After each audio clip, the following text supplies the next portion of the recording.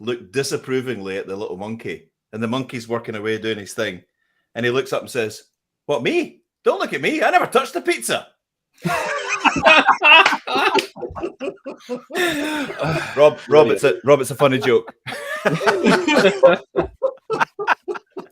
Hey, hi everybody! Welcome to the Digital Download, and our weekly look at things digital. And what we try and do is all learn from each other and learn from you. And so, what we're going to do is do a quick round of introductions. I'm going to go around as it's on my screen. So, Rob, do you want to do it first? Rob. Good morning. I think there's a bit of a delay with Rob. Rob Durant, founder of... Pardon? I think there's a little bit delay with you today, old chap. I think there's a little 4 or 5 second I think delay we've with you. got a slight delay with Okay. you. Yeah. Eric. Because you're I'll try floating and out freshen there up things. Why don't you horn? No worries. Hi, I'm Eric from Crux, based up here in Aberdeen in Scotland. And yeah, absolutely. We're partnered with DLA Ignite. And Tara. Hello, I'm Tara Argo, and I'm based in Norman, Oklahoma, right in the central part of the United States. Yay! Yeah. And this And is it's really hot here for those this is that your are first interested. panel session, isn't it, Tara? Hi, it's my first one. Mm-hmm. Big time. Good morning, everyone. I'm Lenwood Ross, founder and CEO of Accelerate, partner of DLA Ignite, based just outside of New York City. Ooh. And Adam. I was only joking. I'm not really lagging. I actually thought you were frozen. You've got me then. Hi, I'm Adam. I'm Tim's business partner and co-founder of DLA Ignite. So today we want to take your questions, and we've actually put out a request on Wednesday of this week. If you've got any requests around leadership or digital, anything like that, happy to take those. Before we do that, Eric's going to tell us a little story that he's picked up on the week. So Eric, go ahead and do that. Yeah, thank you. So I just wanted to share the story about Kabane Lame, or as he's better known, Kabi by his nickname. Hi, Beth. Good to see you. Can I share my screen? Can I do that? Is that a thing? Let me see. Kabane Lame. This is the story, right? Before I go and share my screen. Early 20s. He was born in Senegal. His family, when he was 1 year old, moved to a housing project in Chivasso in Italy. Pretty down on their luck, you know what I mean? Just he got a job later in life as a teenager working in a machine shop, machining metal. And during lockdown, during the pandemic, he lost his job, and that was a major source of income for the family. So much to his father's upset, who wanted him to go and get a job, he started falling into a little pit where he was just filming himself on video games, playing on the Xbox. So he started filming these and putting them on TikTok. And it wasn't really doing anything. It wasn't really happening. He says in his little biography that in 1 month, he got 9 views and 2 likes. But he kept going, and he had an idea. He had an idea to do a little thing. For anybody who's on TikTok or on Instagram or anything, these reels, you see these life hacks. You know, these people that show you how to do something or do something crazy. So he does a little duet with them in total silence, just with a bemused face, and then does the thing really simply. I've seen him. Yes, actually. yes. He's got a lovely face, hasn't he? Lovely face, and he sits really there like this, friendly. bemused, while the person's showing you this really cool thing you can do with an eggplant or something like that, and he's like, he just picks up the eggplant, cuts it, puts it in the bowl, and goes like this. So let me just can you see that? Hold on.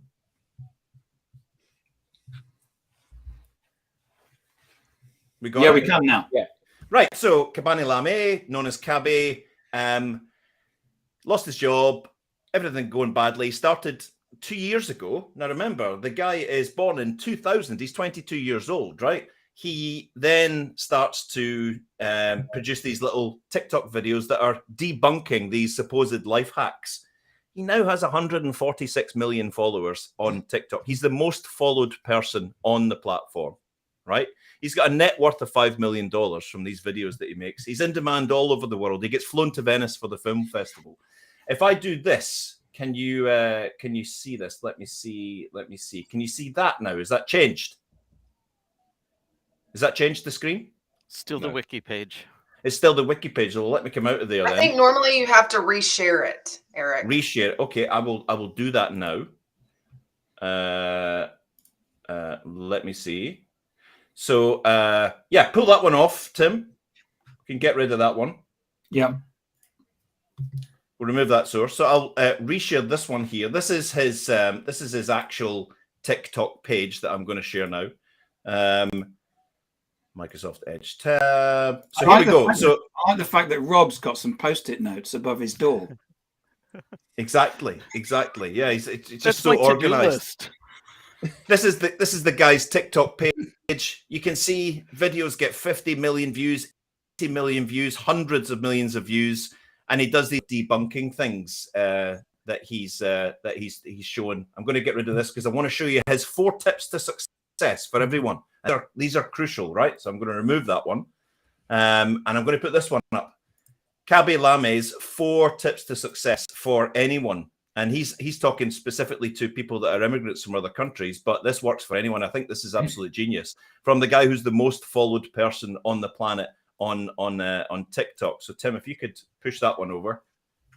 Yeah. You see that? Okay. So this is 4 lessons you can learn from Khaby Lame's success. An amazing story. 80 million followers on Instagram, in demand around the world for doing these little.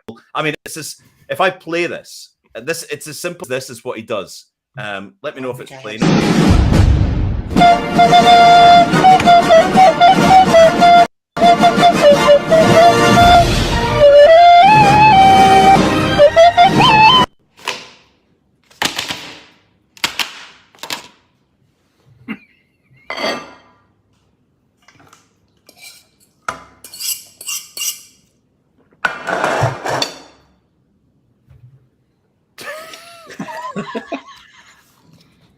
He does. That's what he does. Now he puts his success down to the fact that he doesn't speak at all.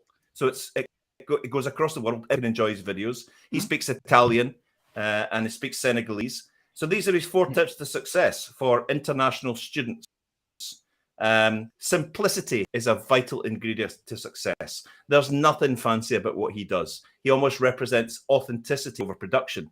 He says, I think it's very appealing to scale to people that this feeling of someone's not trying too hard. It feels authentic. Keep it super simple. Self-confidence is a superpower. When he started posting TikTok videos, only 2 people watched him, his father and his neighbor. In 1 month, I got 9 views and 2 subscribers. But he just kept on and he found his little niche, debunking these things. That one there's a guy showing you how to hacksaw through a DVD player to get a DVD in, and he just takes the DVD and puts it in the machine and then goes like that. Third one, you don't need an expensive setup to be successful. He has built this empire, this global social media empire and all this following with a phone. 146 million followers, $5 million net worth. You don't need an expensive setup to be successful. And the last one's really nice as well. Always have someone who has your back. His Regio Alessandro, his manager, is there for him all the time and helps him out with something. And he saw that there was something in this guy and just told him to keep following this. So just a reminder, simplicity is a vital ingredient to success. Keep it simple. Self-confidence is a superpower. Just, he was quite self-conscious when he first did it, but he got into it and he thought, right, I'm just going to do my thing. I'm going to do my thing. I'm going to do my thing. You don't need an expensive setup and have someone that has your back. So I just wanted wanted to share that story in case you didn't know about him. Most people in the world do know about him, but he's incredible and he's so humble. He's so thankful, and he says, "I'm just never going to stop. I'm just going to keep doing it." Wonderful, Brilliant. Great story. Great. Sorry story. for blowing your ears off with the spaghetti video. So just a reminder, today we're taking people's questions. We put out a post on Wednesday asking for questions. So we've actually got some already, but we're looking for some questions coming in from the audience today.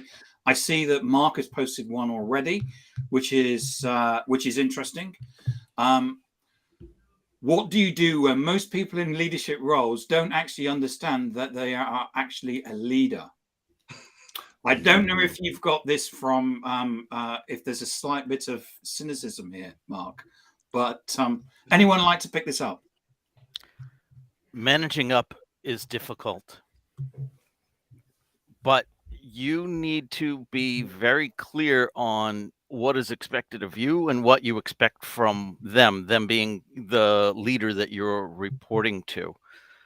But don't expect too much either. You know, you may need to have your resume ready. Well, Karen Brady did a great post this week about exactly that. And she said there's a big difference between management and leadership. Yep. Yeah. And she said she described it, and I'm paraphrasing here. She described it as managers are very good at helping to empower people and ensuring that things have a process and things get done and all of that.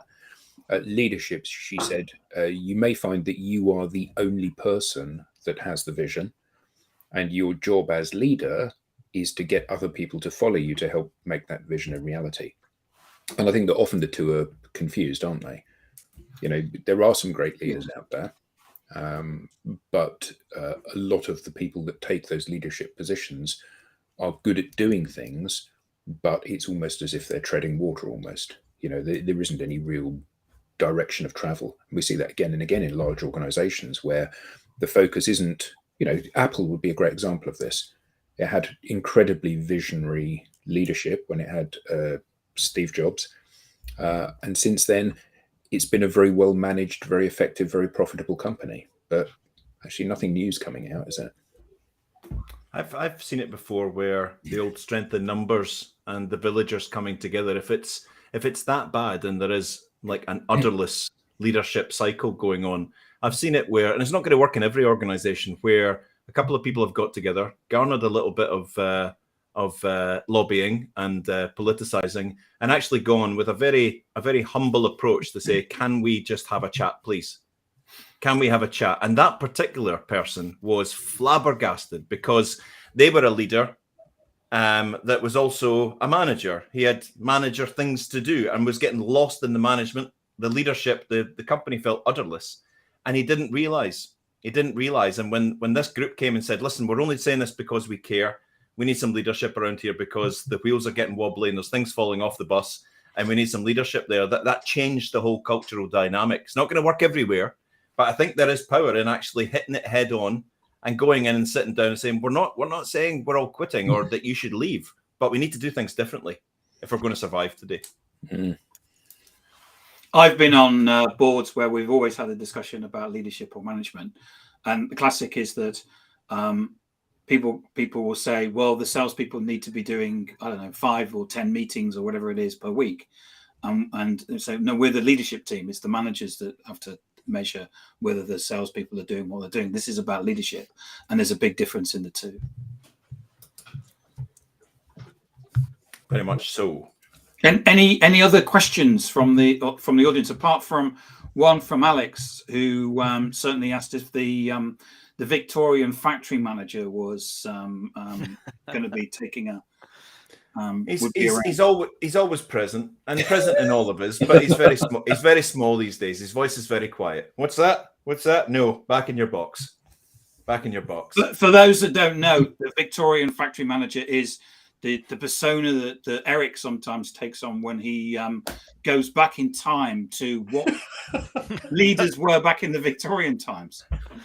It's a little voice inside me that occasionally says, you know, like when someone comes in and says, listen, I'm on a flexi day tomorrow and I'm leaving at half. You're late today for work. Yeah, exactly. There's a little tiny bit of it. All of us is like, I need everyone to be here at 8 and stay till 5. But it's much quieter. It used to be larger.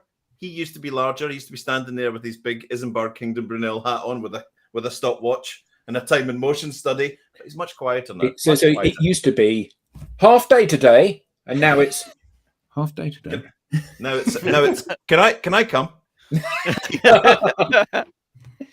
So I've got a question which kind of leads on from the from Mark's question, which is one around certainly individual contributors. How do I get support from my projects internally? Ooh. It's one for the panel. I mean, I'll take a little bit of that. I'm kind Yeah, of like go for it. Eric. I believe that, we just have to ask for it, right? Like we just have to go in and ask for it. I know that sometimes can be very difficult. But that's really the way to move forward, is just to go in and ask. I mean, they can say one way or another, right? But if we don't ask, we're never going to know. Yeah. And I think just adding on to that, in your ask, make your ask compelling. Get the data, Right. get the evidence in there, get the studies. Beat the issue with dates. Numbers early speak engagement. volumes, Numbers speak especially if those volumes. numbers start with dollar signs. Yeah. If you can justify the cost to revenue or anything that relates to money, you're more likely to get them convinced. Do your homework and present a compelling case, evidence, just drenched in evidence that makes it so compelling that not doing it is going to seem rather foolish. And giving people some degree of ownership of it. If this is your project, Eric, I have no interest in it. If this is our project, I potentially have a lot more interest in it. So helping to take people on that journey, I think. But what a great point from Tara. Just ask. Don't sit and wonder or worry. Just get in. The thing is that the thing about leadership is you can't be the person that has all the answers. Correct. And the moment that you're a leader, you move away from the coalface. And therefore, you're in a situation where you may not be knowing about the things that are going on a day-to-day basis. And therefore, when someone comes to you and says, I think we need this, and here's the business case for it, isn't that just that's what we want? We don't want the person to come to us and say, there's a problem. What we want is someone to come to us and say, here's a solution. Then depending on how big your initiative is, the first thing I would say is that you need to start small with whatever it is that you're wanting to do. The second thing you need to do is use your own social capital within the organization to try to cull some resources, recognizing that you actually want to be pretty quiet about a new initiative, because almost any place in the organization, you're going to encounter some resistance to whatever it is that you're attempting to do. So until you can demonstrate some success, you want to be, pretty quiet and keep things pretty tight in terms of what you're working on until you can demonstrate some success. Because once you can demonstrate success, then you'll be able to get others to join, and you'll be able to grow your initiative from there. So always remember, whenever, it doesn't matter how great you think it is, it doesn't matter what the numbers look like, somebody in the organization is going to resist your attempt to change the way things are. And that's a good point. Anybody has ever worked on the data, presented the case, got all the compelling argument about how it's going to make lives easier, as Robert says, how it's going to enhance the organization, it's going to take roadblocks out of their processes, and it's going to make us more attractive in the market. And anybody ever heard that idea being fed back as the CEO's idea at a meeting? Yes. I've heard it come Yes, out I of have. your mouth and then get repeated. I have a vision that I see this as the fundamental going to change the way we work. And sitting there like that. Do you know? Do you? Amazing. I worked with somebody who stole it, all the whole of the team's ideas and presented them as himself, and then he turned around and said to the team, "Why don't you come up with any ideas anymore?" Eric, there's a video in that. There is, isn't there? John and Jason and Jamie. I'll know. Go ahead, Tara. Oh, no, I was just going to add something to this. So when I would set up my committee table, I had, executives and leaders from all different parts of the oil and gas industry here in the state of Oklahoma. And when we would sit together, I would often, before I would go into that, if I was going to present something, I would think about how it was going to benefit each one of them. And I would present it in a way that was compelling to each one of them so that they would buy into it. But I literally very strategically placed myself in a way that I could do that before I ever walked in there, because I knew each one of them sitting at my table was very, very different. And they were all very interested in different things, whether they were upstream, downstream, midstream, whatever it was. We had different things. So I would just go in strategically before I ever, and maybe that was a good thing or not, but I'll tell you, it allowed me to learn to sit at the table with a lot of people that were totally not like me. That you're actually touching on a point that's really important. This is actually a rule of thumb that you can use when you're trying to do anything in any kind of organization. I learned this actually from Greg Sattel, who's a transformation expert. In any meeting, whenever you present an idea, you want to make sure that you're in the majority, so that a majority of people already agree with you or already want to go that route. Because if you're not in the majority, you'll get shut down very quickly. So you want to orchestrate majorities when you're trying to initiate change in an organization. Does that mean you go to lots of people before the meeting? So you're actually having meetings? Yeah, whatever you need to do to make sure that when that meeting comes together. So if you can only find one other person to join with you in your idea, your next meeting is a meeting of 3. Because you got to be in the majority at every step of your journey. As you're building your initiative, these are generally change initiatives today. That's almost always what we're talking about. Whenever you have a meeting about anything that you're doing, you want to do your best to orchestrate a majority. I think that was a really good point made by Mark. About Andrew there, when he said, due to my lack of confidence and presentation skills, my ideas will be overlooked, even though they are beneficial to the company. Actually, I don't think the issue is ever about whether or not they're beneficial to the company. Further to your point, Leonard, and yours, Tara, it's whether they're beneficial to the people that are sitting around the table. Yeah. Because nobody, actually that isn't true for us as a group, but largely, particularly the larger the business, the less people care about the future of the business. They only care about the future of themselves. So absolutely, there has to be a personal win in something for somebody to want to sponsor it, doesn't there? That's right. Yeah. Another thing too, Linwood, that I would say to that would be that I would listen at the table for quite a while before I would even decide to bring something up. So I would listen and listen meeting after meeting. And then I would say, okay, so it's pretty apparent that this is an issue or that we need to, to move forward in this way. So therefore I'm going to start constructing, the people that are going to be on my side. And it worked beautifully. I mean, every single time, but it's not always about presenting it right then. Sometimes you have to step back and really wait for the right time as well.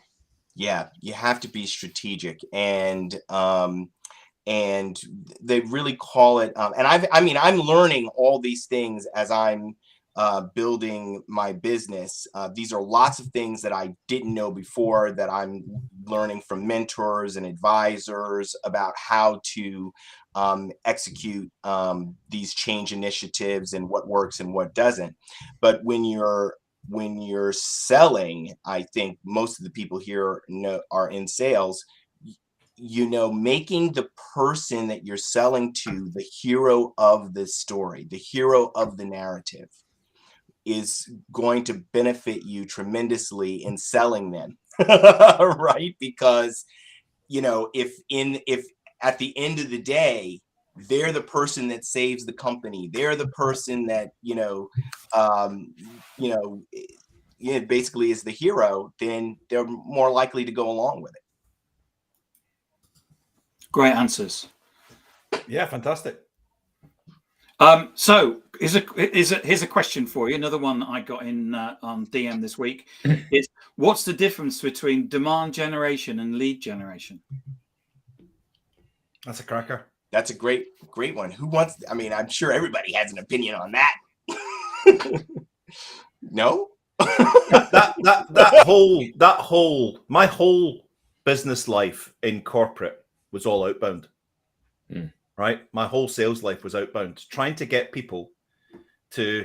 We got the yellow pages, we went through it. We got we bought the database, and we went through it, and we said, right, they're a great company, they're a prospect of ours. Let's try and get in there, and let's try and stand outside the windows going, we're really good. We might be cheaper than your competition.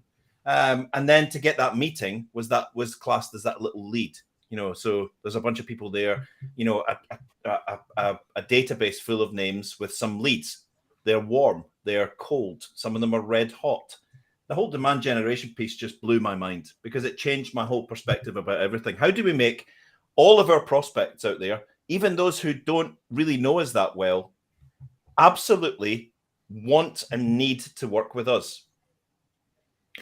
I think the key thing here is that all, and all is a very big word, all of the existing or the legacy mechanisms for doing that have completely failed now. All of them. Yeah. So all of the ways that you would have generated demand, all of this nonsense about it creates a bit of background noise in the marketplace. No, it doesn't. I'm thinking about your videos here. I should put me silly wig on and say, well, it's about visibility, it's about recognition, and it's about it's just utter nonsense because these things don't work anymore. And it used to be the preserve of people with deep pockets. I'll just buy more visibility. Yep. But now think about your guy Lamy that you showed at the beginning of the session here. Gone from 0 to 14 million people. He gets 80 million views on each of his things. Yeah, you find me a brand that does that. There's not a single brand anywhere in the world, irrespective of how much money they spend doing this. And I think that this is a really crucial seismic shift in people. Outbound doesn't work in the way that it used to work. And in fact, it doesn't work at all, does it? What you do now is you try to generate people walking towards you rather than chasing them. I said this to somebody the other day on a call. I said, finding customers is like finding, trying to get a cat to give it a stroke. You can either sit there and you can wait for the cat to come to you, or you can have a go at chasing it around the room. And one of them ends up with you getting bitten, and the other one ends up with you getting something to stroke. And actually, that's the way that it works now, isn't it? I think the biggest thing for me in practical terms about this whole shift from lead gen to demand gen is this whole piece around building influence in that space, particularly on social. So instead of just every Tuesday and Thursday putting up the corporate post on the company page, how about actually starting to write content around about that address the issues that your prospect base are suffering from, the pain points, and how you creating insightful content around how you're addressing that and how you're doing it in new ways using maybe smart tech or clever thinking or clever maths or whatever in a cost-effective way. You're going to be the compelling answer to their problems. So that whole shift in the practicalities of it, I just think it's brilliant. Until you put your pitch in that same content, and then you've lost the audience. Yeah, because nobody wants to be sold. Yep. There was a great question from Nuala there, but I can't quite see it because there's how a glitch. Important is community in your, and then it trails off. Is there any way to? Yeah, there we go. Perfect. How important is community in your sales strategy? We've got the community goddess sitting down here in Terra with your community peeps, or your business peeps. Yeah, I think community is absolutely crucial. And matter of fact, you guys were talking earlier about confidence, and I believe that confidence really is part of community as well. So I would say that it's a huge part of it, right? So there were oftentimes after I came out of my career, there were lots of times that I just didn't, when I came into the online space, because there were no boundaries and I could work with anyone, I needed to have a community that understood me, right? And that could come alongside me. And I think that is really critical that most people don't even realize that is part of that confidence as well. As we begin to sit at the table with people that are not like us around this world, that plays a critical role, I believe. Yeah, it is. I would say that if you're looking to build your business through LinkedIn in particular, that's my focus. But I think it's true of all social media, but I haven't really studied as much as I've studied it on LinkedIn. Community is absolutely critical. And I'm going to go sort of tech for a minute here. The way that demand generation works on this particular type of technology is to basically push out content, right, based on the amount of engagement that you're receiving.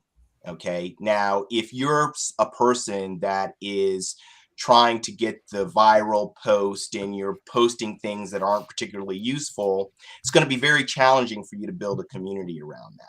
Community is about people engaging not just with your content, but with each other in conversations, and doing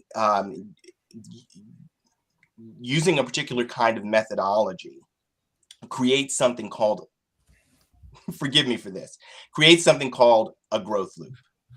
And a growth loop works just like compounding interest. And that's why you want it, because you do the same thing consistently over time and it continues to return to you something more. That's why we love compounding interest, right? And when your content is like really not very good, it's not thought-provoking, it's not offering any value to your audience, that's like putting ones and fives in your compounding interest machine. But when your content is really good, it's really thought-provoking, people are really engaging, that's like putting honeys in there, the Benjamins, every day. Okay, and that's going to yield much more. Just quickly, I mean, I'm just trying to keep it, I'm keeping it dollars and cents, right? The So you Benjamins is what I'm talking about. The difference. Benjos, you man, the understand that difference? Benjos. Yeah. What denomination is a Benjamin? Oh, I'm sorry. I'm talking U.S. Yeah. I think that's the Queens on. I thought it was Cockney rhyming slang. Well, when he said a growth loop, I thought it sounded quite Franklin, painful. it rhymed with something, and I was trying to work out what it rhymed with.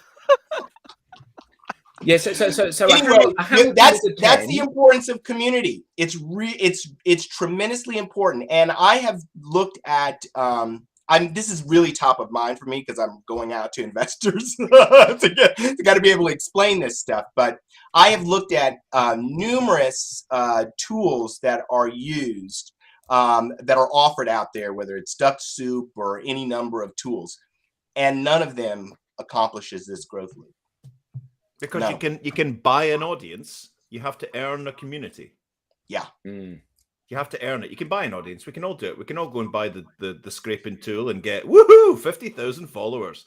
But the big difference, earning that community is absolutely. If you'd come to me in 2017 though, and this is the point that I feel as if I relate to the average company leader in my sector. If you come to me in 2017 and said, "Hi, I'd like to talk to you about social media," first of all, I would have sent you out the office. No thanks, I'm not interested. We're an engineering company. We've got no place on social media. I would have probably said, because I didn't understand it back then. If you'd sat down and said, right, here's the deal. As an engineering company in this heavily sort of like engineered sector, it's going to be really important for you to build a community around about what you do and all of your team on social media. That's what we need to do, because that's going to change your business lives. Now, the tears that would have been running down my face with laughter would have skewed my vision. I probably wouldn't be able to see it anymore. Build a community on social media that supports what we do and changes our business lives. Get out. Victorian factory manager would have been loud and proud. But what happens when we do it? The leaders in their sectors now that are building that sense of community around what they do in engineering sectors, tech, SaaS, automotive, engineering, whatever it might be, are pulling away. They're pulling away from everyone else. They've got fans. They've got fans. Who would have thought? They've got fans that actually support them in what they do.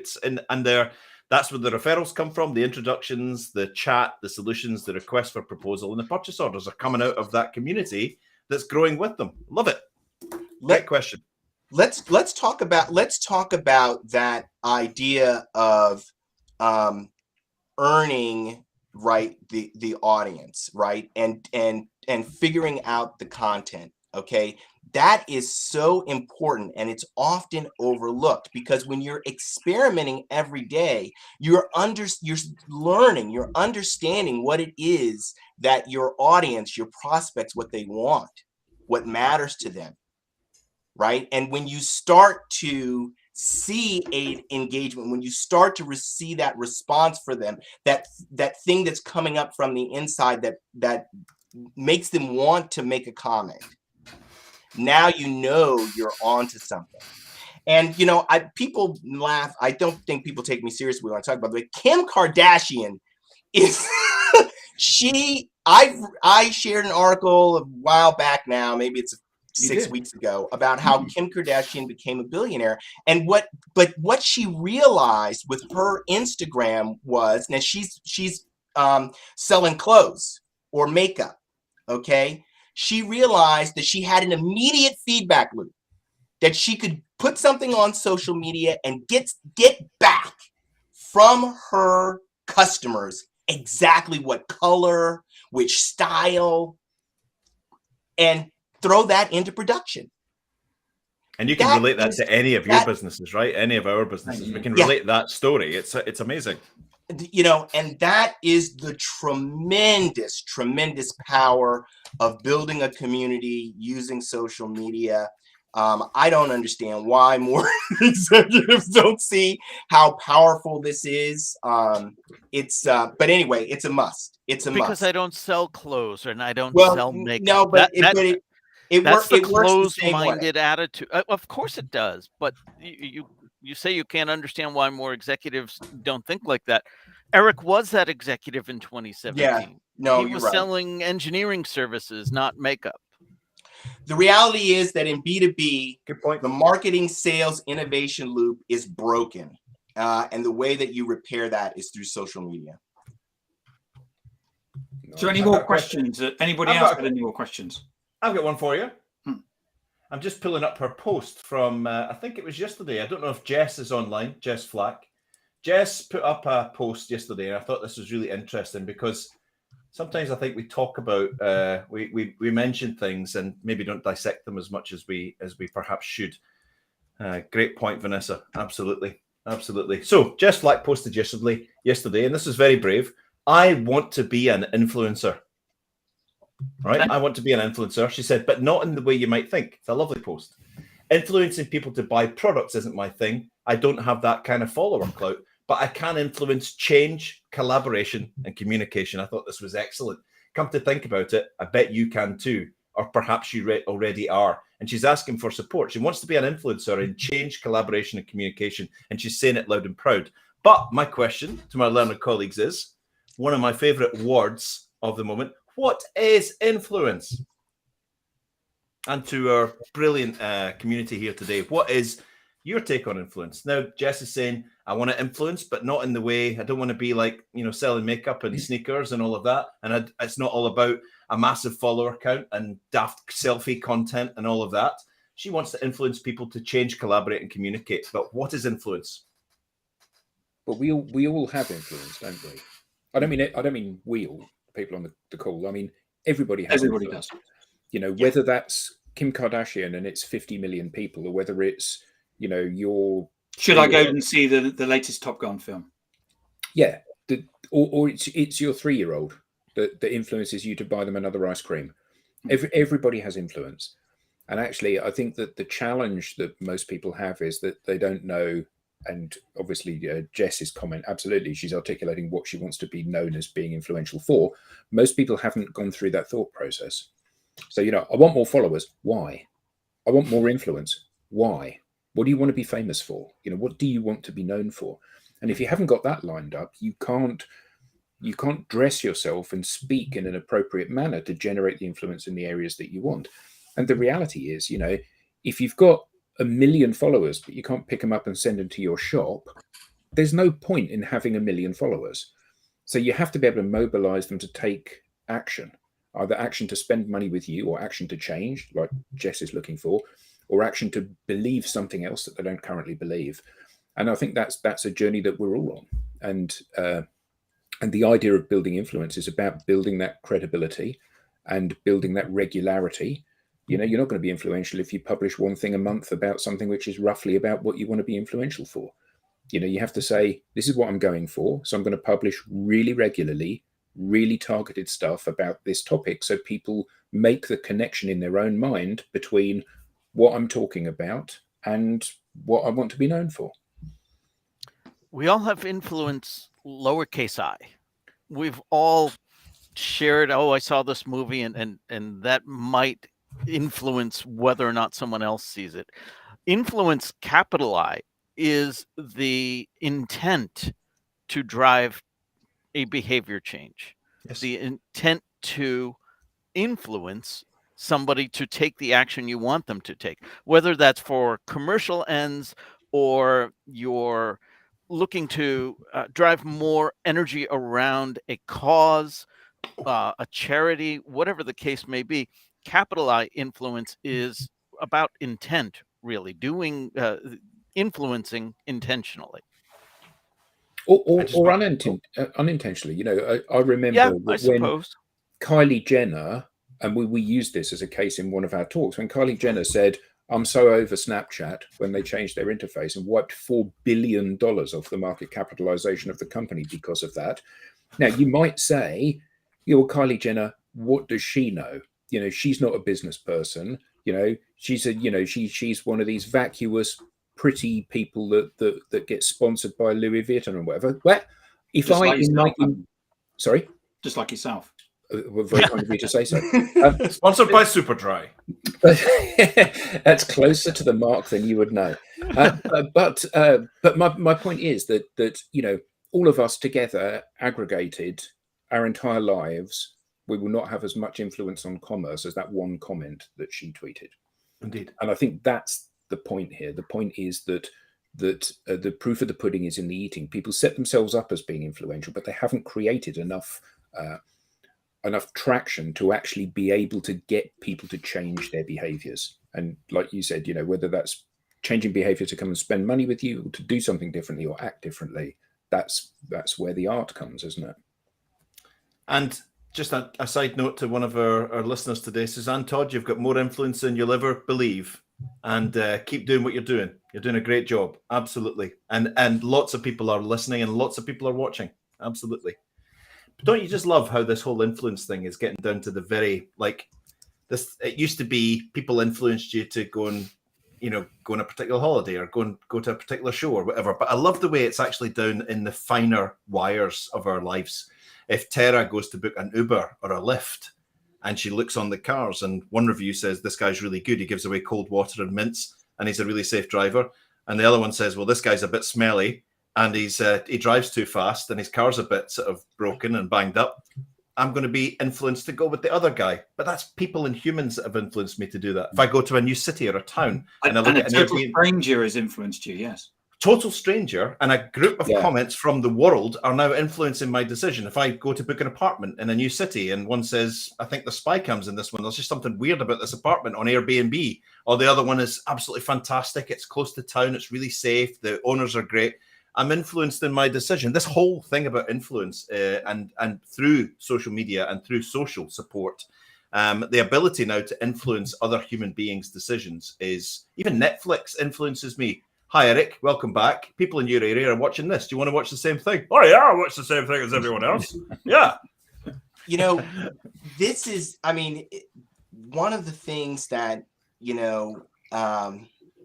really is just stirs inside of me that,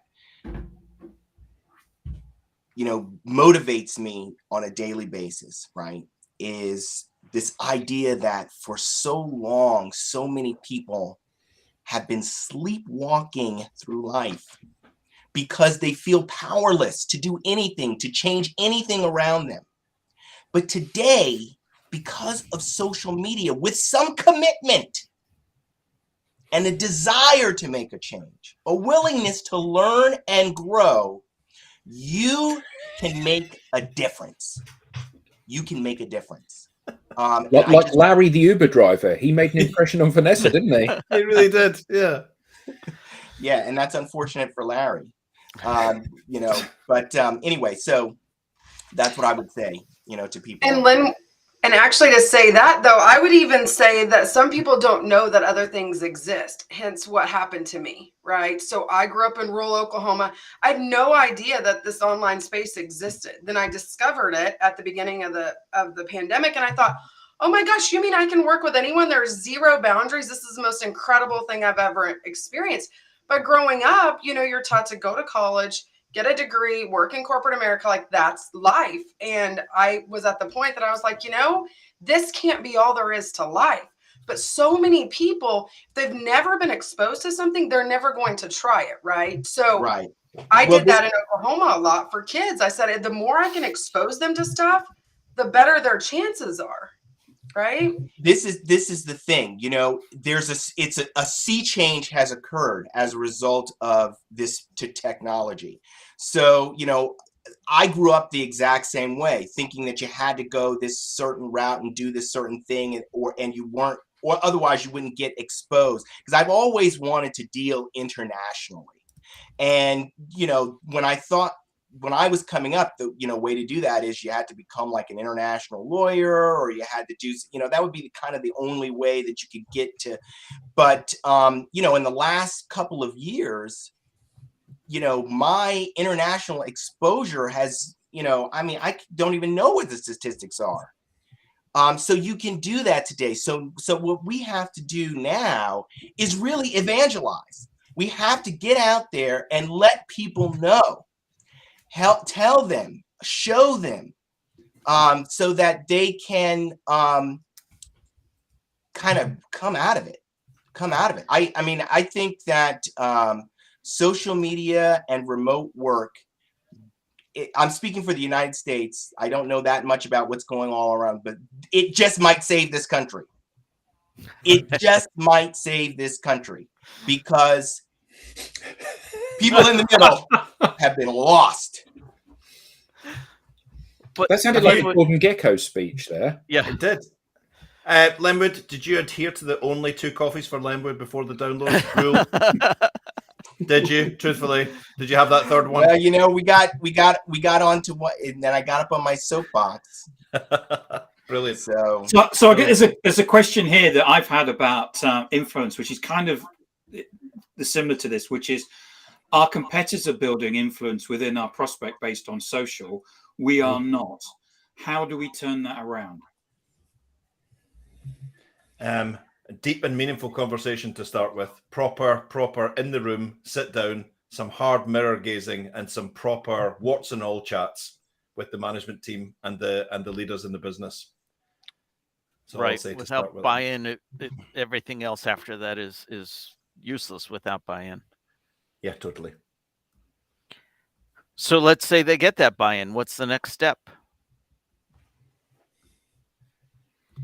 Well, they need to understand the dynamics of how these spaces work, don't they? Mm-hmm. Mm-hmm. You know, one of the things that we know as a business from the analyzing that we've done is that, you know, corporate profiles don't get engagement. Personal profiles do get engagement. So if you want to get traction, you need to encourage the people to mobilize their networks rather than hoping you can do it as a brand. Because let's be honest, I love you, I don't love your company. And that's the fundamental nature of how relationships are formed, isn't it? Oh. And recognizing that you, with your influence, you know, you influence 20 people and you influence 50 people and you influence 250 people. Well, together, that's the strength. And within an organization, if everybody is being themselves, engaging their audience, maximizing the amount of influence and recognition that they have, and by default, the business they work for has, that's the most effective route to market. And we've never seen that not proven. What I'm hearing there is the brochure has to come from my post, not my reposting of the corporate post. Yeah, even the word brochure is a nasty word, isn't it? It's like a profanity almost these days. I'm just glad Priscilla's not here. The words trifold brochure are banned at Little Word. But I think for me that question has to be, and this is it might sound disrespectful what I'm going to say, but it's not, because they are absolutely crucial to the success of this. But the board, the conference room full of the board members, need to realize that this is their responsibility, not the marketing team's responsibility to fix this. And I mean that in a very positive sense. This is the board's responsibility. Every single person who's got a shareholding or a desire to lead that company through the future must accept responsibility for this and not just say, well, we'll just get marketing to do a bit of stuff on social or whatever. Bring that into the boardroom, put it right center on the table and dissect it and work out what training are we going to need, what processes are we going to need. This isn't just a bolt-on that marketing will do. This is a fundamental restructuring and rewiring of the way that you create demand for your business and prospect and network and grow influence online. And that shouldn't be just left to the people who have a budget that they've spent half of to go away and fix. Bring it into the boardroom and give it proper leadership focus. And every time that you have had a runaway success with this in businesses that you've worked with, Eric, is where the board has led by example.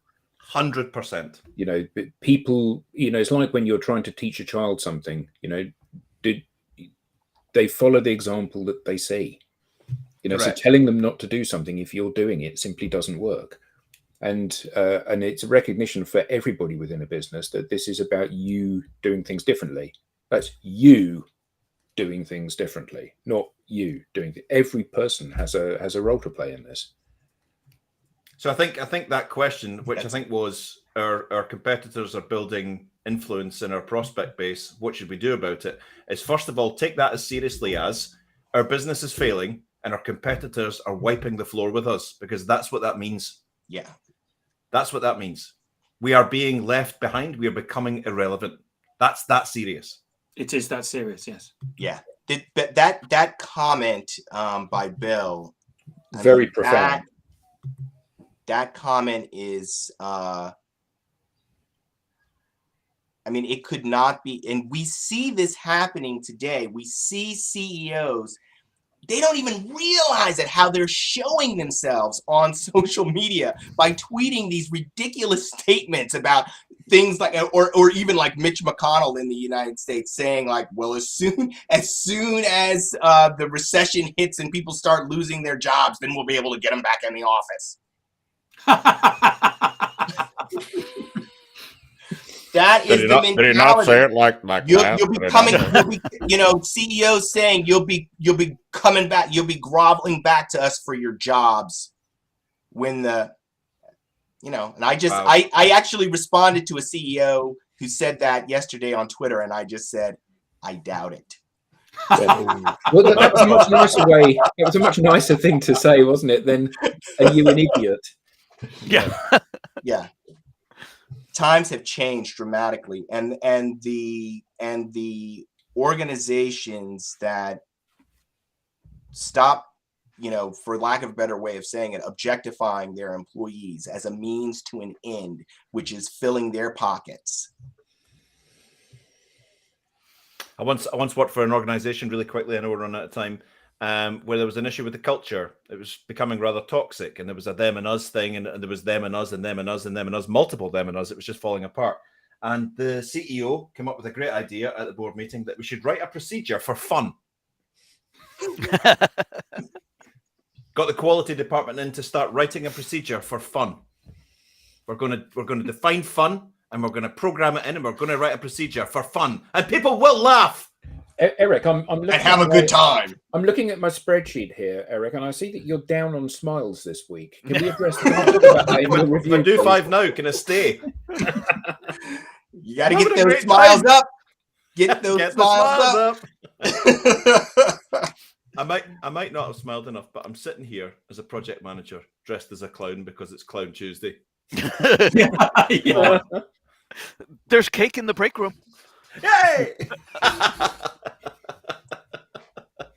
My goodness me. What's next, Tim? I was enjoying that. What about LinkedIn is for work and not personal stuff? Well, obviously. Gotcha. Well, the person who goes into work and only does work, if we were to do an organizational network analysis, would find themselves on the outside of the network. I mean, who goes to work and only does work? There's no jokes, no telling of the personal, nothing you did over the weekend. Sorting your I mean, dry come on. cleaning, sorting out your holiday. It's just ridiculous. And if we expect people to only show that one side of them, there's something wrong with us, right? Like that didn't even make any sense. Yeah, I mean, we're seeing the, you know, there was a time when we put on our work uniform and Monday through Friday, we were this work person and we only showed certain things at work. And then on the weekend, we were like somebody completely different. And I can remember in the early days of Facebook, when kids were showing this party side of them, and everyone was saying, you know, admissions committees and different things. They could see all this stuff on Facebook. Well, the reality is that now applies to, you know, all of it, the whole world. Everybody's on some kind of social media. And we've got to now be integrated people. Integrated people. We can't think that we can be one way in the office and be another way at home, and that's going to fly. We got to remove the masks, be integrated people, and just our whole selves as much as be appropriate. I You know, think there's some things that aren't appropriate. And if you've got any white papers, you can recommend it to Vanessa. She's looking to read some. But that whole, I think, and what we're talking about publicly now is forget this whole my business content and my personal content. Forget it. When you layer the two over each other, the bit in the middle is, as Andrew said, it's all about your life. We produce life content now. It's a mix of our specialisms, our history, our qualifications, our perspectives and thoughts and insights. And that insight includes into what I'm like as a person. And you can make selections based on me as a person. You can make judgments. If you look at my content, you will see inside my life, which includes my specialisms, my interests, my hopes, fears, and desires about the world. You can make a quick judgment about whether you want to know me or whether you don't want to know me. Qualified in and qualified out quickly. It'll be the latter normally, of course. Normally, yeah. Yes, of course. Of course. So I'm just going to put Andrew Slesser's comment up. So tell me if I'm not allowed to do this. No, you are. Absolutely. Yeah. Here. Big time. Andrew doesn't mince his words. Clearly. Over so many video calls. That's great comment, Graham. Yeah, absolutely. There was a video made once on LinkedIn where a new prospect sat down in front of a sales manager at lunch and asked how he was doing and said, "Sorry, I'm late. I got stuck in traffic." And the guy actually physically threw brochures at him and just shouted, "Brochure, buy my stuff." Brochure. And every question he asked, he said, I'm sorry, I don't understand. We haven't even ordered yet. Brochure, buy my stuff. Brochure, buy my stuff. And lots of organizations are just becoming that ridiculous parody of themselves, just throwing meaningless trash at people and hoping that some of it sticks. You can spend a lot of money on a machine that will throw brochures at people. 100%. You can spend a lot of money on a shredder as well. Can I just say, isn't Vanessa Gartel on fire with acronyms today? She's absolutely on fire. Yeah, sitting there in a COVID blur, just popping out acronyms. Just amazing. What Andrew said. Yeah, there you go. Yes.